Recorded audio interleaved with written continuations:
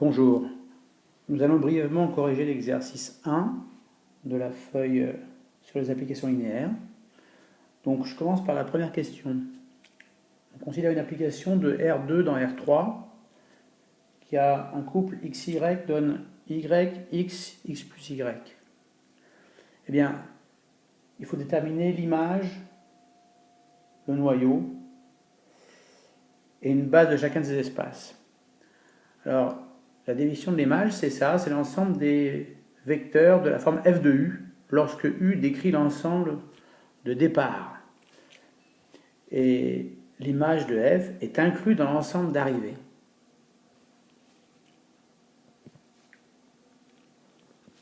Alors, l'image et le noyau sont donc des sous-espaces vectoriels. Le noyau est inclus dans l'ensemble de départ et l'image inclus dans l'ensemble d'arrivée. Alors ici, le noyau est très facile à calculer car si f de xy est nul, ça entraîne que l'image, qui est un triplet, y, x, x plus y, est nulle. Et ça entraîne en particulier que les deux premières composantes sont nulles. Donc le noyau ne peut contenir que le vecteur nul. Bon, c'est un espace trivial. Pour l'image, c'est pas beaucoup plus difficile, il faut être soigneux. L'image de f, c'est l'ensemble des triplets qui sont images d'un vecteur. Et les images ont toujours cette forme-là. Y, X, X plus Y. Pour un couple XY qui est justement l'antécédent et qui appartient à R2. Eh bien, ce triplet, on peut l'écrire comme ceci. C'est la combinaison de Y fois 1, 0, 1 et de X fois 0, 1, 1. Donc on voit que l'image de f, c'est l'espace engendré par ces deux vecteurs, 1, 0, 1 et 0, 1. C'est donc un plan de dimension 2.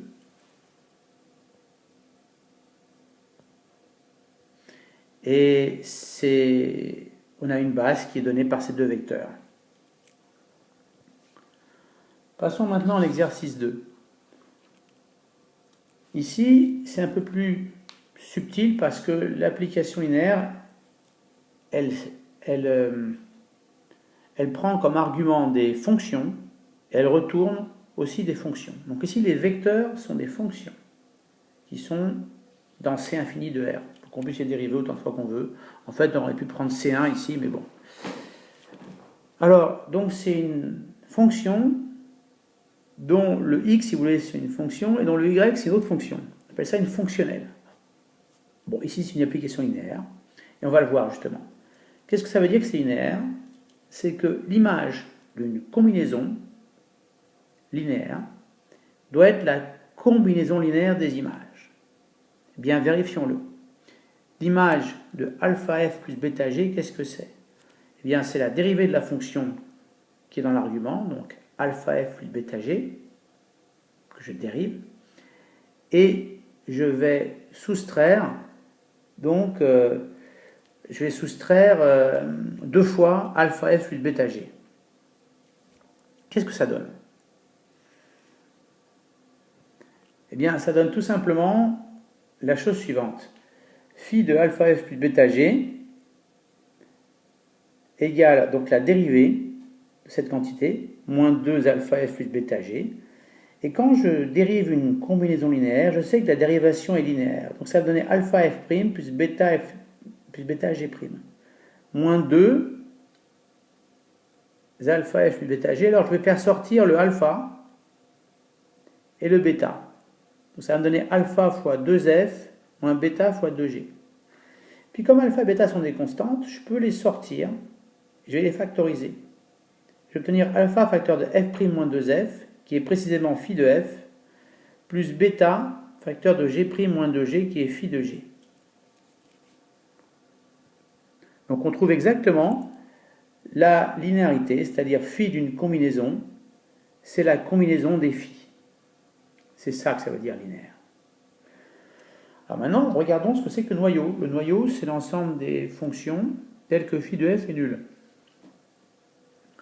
Eh bien, si on regarde bien, qu'est-ce que ça signifie appartenir au noyau? Une fonction f est dans le noyau, ça veut simplement dire que son image est nulle. Et son image, c'est exactement f' moins 2f égale 0. Et ça, cet objet-là, c'est une équation différentielle. Donc les fonctions qui sont dans l'image, elles sont simplement solutions d'une équation différentielle très simple. Y' égale 2y. C'est presque l'équation du coronavirus. C'est une population exponentielle. Donc, sur des fonctions qui sont des multiples de l'exponentielle de 2x. C'est une équation différentielle très simple du premier ordre à quotient constant. On sait que cette solution, c'est ça. Et on a le choix sur la constante qui serait déterminée par la condition initiale. Ici, on ne donne pas de condition initiale. C'est pour ça qu'on va trouver un espace vectoriel de solutions qui sont toutes multiples d'une seule solution. Et donc, c'est une droite vectorielle engendrée par la fonction exponentielle 2x. Il faut faire attention aux notations ici, parce que c'est une droite et la fonction, le vecteur de base ici, c'est une fonction. Donc, c'est la fonction x donne exponentielle de 2x. On pourrait le noter de façon rapide, exponentielle de 2x, mais quand on voit ça, c'est comme une valeur de la fonction. Il faut voir ça comme une fonction. Ok ? Voilà. Passons à l'image maintenant. Eh bien, il faut démontrer que... Alors, on ne demande pas de déterminer l'image dans l'exercice. On demande de montrer simplement que les fonctions constantes sont dans l'image. Alors, l'image, par définition, qu'est-ce que c'est ? C'est l'ensemble de toutes les images de toutes les fonctions dans l'ensemble de départ. Donc, les images, c'est les fonctions de la forme f'-2f. Et puis, je peux faire varier l'ensemble f dans l'ensemble de départ. Alors, il faut que je montre que toutes les fonctions constantes sont dans l'image. Alors, d'abord, je vais remarquer que les constantes, elles sont toutes multiples de la fonction qui donne toujours la valeur 1. Je vais appeler 1 avec double barre pour bien faire la différence avec le nombre 1. Donc, une fonction constante, en fait, elle est toujours multiple de la fonction constante égale 1. Alors, c'est très simple, évidemment. Cette fonction constante égale à 1, je la note comme ça, 1 double barre, pour pas mélanger le nombre et la fonction.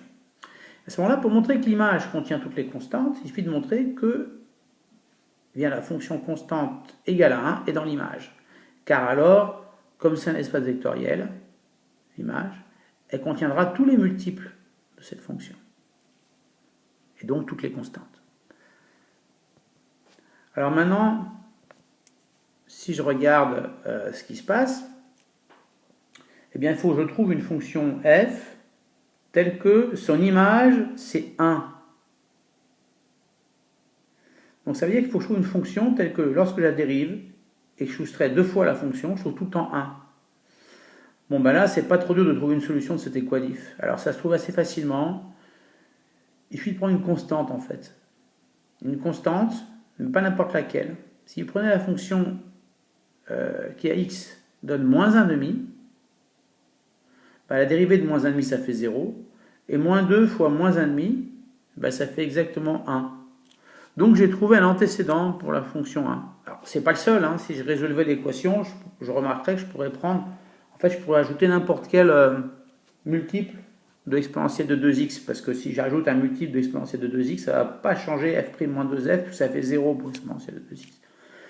Mais on ne demande pas de résoudre l'équation, on demande souvent simplement de montrer que les fonctions constantes sont dans l'image. Bon, c'est ce que j'ai fait. Et j'ai trouvé un antécédent à la fonction 1, donc 1 est dans l'image, et donc tous les multiples de 1 sont encore dans l'image, puisque c'est l'espace vectoriel. Et on s'arrête là pour aujourd'hui.